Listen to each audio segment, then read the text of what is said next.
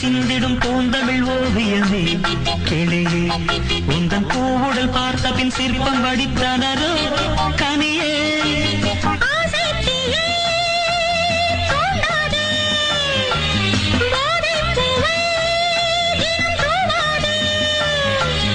அந்தியிலே வெள்ளி நிலா அள்ளித்தரும் சுகங்களே ஆயிரமே